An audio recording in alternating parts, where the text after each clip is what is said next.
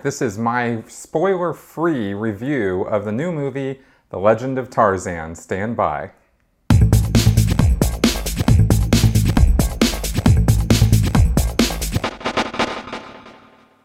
All right, I just got back from seeing the new movie, The Legend of Tarzan. And I have to say, first impressions were this is not a great movie, but it's not necessarily a bad one either. Director David Yates keeps the action going and actually does a competent job of this. I would say that there is truly some amazing cinematography in this movie. I mean, the African landscapes and whatnot are really quite a pleasure to behold.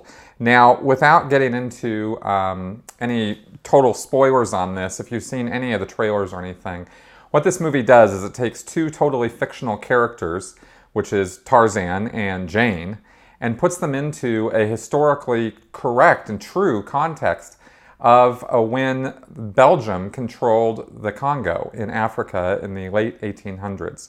This is a period when there were massive atrocities being committed against the black population of the Congo by the Belgians who were there profiting from the gathering up rubber and ivory, and there was slave trade going on there, and they had the Belgian military down there keeping tabs on things and getting control of things in the worst possible way. A horrible example of colonialism at its worst. The movie has this historical context, but it's also a Tarzan movie. Okay. And so basically, Tarzan is like a superhero. And if you go back and you look at Edgar Rice Burroughs, who wrote the original Tarzan stories, that is how he wrote Tarzan. So he was actually set up as something of the ideal man for 1912, which is when the books were written. Alexander Skarsgard, who plays John Clayton, which is Tarzan's actual name, does a fine job. I mean, he's actually probably the perfect choice for it. His abs are certainly the perfect choice for Tarzan's physique. Tarzan was supposed to be that way. So they definitely did find the right guy for, the role, and I'll say he did a good job of it, especially in the English setting as well as in the African setting. He plays civilized John Clayton, Lord Greystoke, as well as Tarzan once he gets down into Africa and the second and third act of the movie really start getting going. However, even for a superhero and a superhero movie, which is this isn't really a superhero movie, but Tarzan is certainly a very larger-than-life character, they take it too far with this, especially when it just gets unrealistically ridiculous in the third act, in the whole climax and everything. This is not spoiler material. If you've seen any of the previews, then you see that he's calling the species of bison and tigers or lions rather, and of course the gorillas and whatnot. These animals would not ever be working together like this to take out the bad guys. The writers and the director and whatnot, the setup of the story tries to show you, and does show you, some of the atrocities that were going on back then, but they actually tone it down quite a bit from how bad it really was. And the movie itself, in putting Tarzan and Jane into this historical context, what you have is really a historical revisionism going on in this movie. In the same way that you had Quentin Tarantino rewrite history when he did the Inglourious Bastards, where Hitler and his whole crew end up burning alive in a movie theater, as a revenge tactic on the part of the main character of the movie. And coincidentally, Christoph Waltz is in both of these movies, which I thought was kind of funny. Okay, so just kind of look at some of the characters. Jane is played by Margot Robbie, and she does actually a really good job. I don't have any complaints about her portrayal of Jane at all. She plays her as a strong-spirited character, which is what she's supposed to be.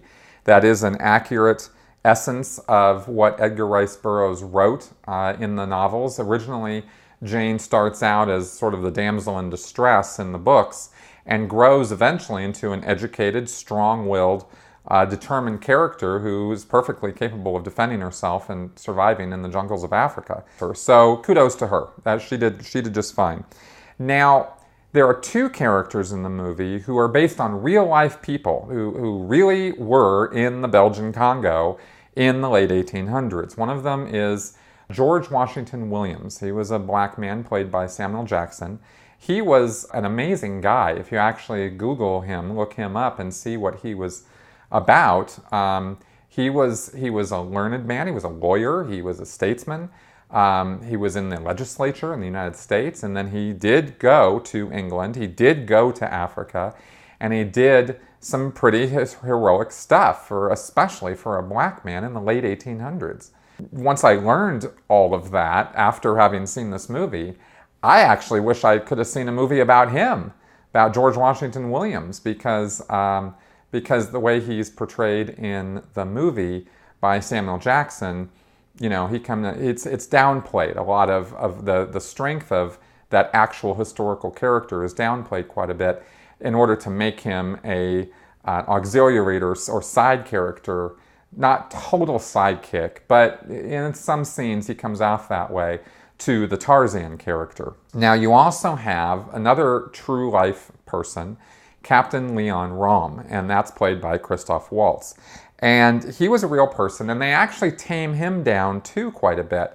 But not from, you know, the great person that he was, but from the monster that he was. Leon Rom was actually sent down to the Congo by King Leopold of Belgium, and he went down there and he was in charge of this port city, and then he was in charge of the military forces down there. Joseph Conrad wrote the book Heart of Darkness, and he went down to Africa and saw this guy, Leon Rom, and other people, and there's been conjecture that the Kurtz character in Heart of Darkness is based on Captain Leon Rom. And of course that was the inspiration for Apocalypse Now and the Marlon Brando Colonel Kurtz character. And so you have this like really bad, you know, really like Heart of Darkness, like evil guy. And that is who Leon Rom was in real life. He was a monster, and he was down there pacifying the black population down there in order for Belgium to get their ivory and their diamonds and their slaves and whatnot. Christoph Waltz, I don't think he's capable of doing a bad acting job. Period. I've never seen him do anything half-assed or badly. Even when he's in bad movies, he is always amazing as far as I'm concerned. But I think they really missed some opportunities here, because the way he's played in this movie, he comes off more civilized, more and not quite as militaristic as I think the real Captain Rom was. You know, he's not in uniform. He's wearing this white outfit, this white suit. And he's got this rosary and that he uses pretty effectively as a weapon, actually. I think there were opportunities missed to show, if you're going to use historical characters, then, you know, use them accurately. And there was no reason why he had to be tamed down for this movie. He could have been shown to be the horrible guy that he really was. Okay, now, I've seen some reviews of this where they sort of, you know, get down on the colonialism of the times. I don't necessarily get into the extreme liberal view of hating on, you know, white people now because of what our forefathers did in the past, because I don't think there's a whole lot we can do about what our forefathers did. It's history, it happened, and we have to live with that. But I do think there's a little bit of a point that some of these critics have with this particular movie.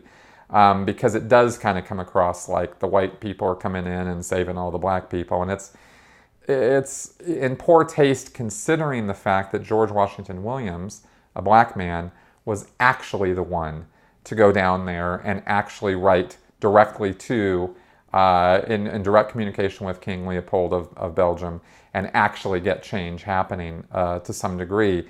And it wasn't Tarzan who did that. Okay, now bringing it back to just a Tarzan movie, taking away some of the seriousness of the history and all that. If we just look at this as a Tarzan movie, it's definitely a good Tarzan movie. You have this 1912 character that's been updated many times over the last century, And I think they did a competent job of updating that character and putting it into a context that works for that character in this movie, right? And they certainly pay homage to earlier Tarzan movies, because again, I looked some of this stuff up just because I got curious about it. You know, in this business of Tarzan swinging around on vines and you know, call and all this, that's straight out of the movies. That was never Edgar Rice Burroughs. He was never writing about that stuff. And there's no reality to any of that. No African gorillas or Tarzan are swinging around on any vines, on any trees out there, because there aren't any vines hanging from these trees that people can swing around on like that, okay? So I thought that was kind of silly, but I have to admit, it's fun to watch. If you're in the mood for an action romp, a Tarzan movie, well shot, well directed, and it's an adventure movie, and if you're in the mood for something like that, then I would recommend this movie, right? It stays faithful to the spirit of the Burroughs books. For that reason, I'm giving this an above average rating on my little scale of ratings. So I hope that you enjoy it if you've seen it. I'd love to hear your feedback and comments on what I've had to say about it. If you have anything, if you've seen the movie or agree or disagree, go ahead and leave your comments below.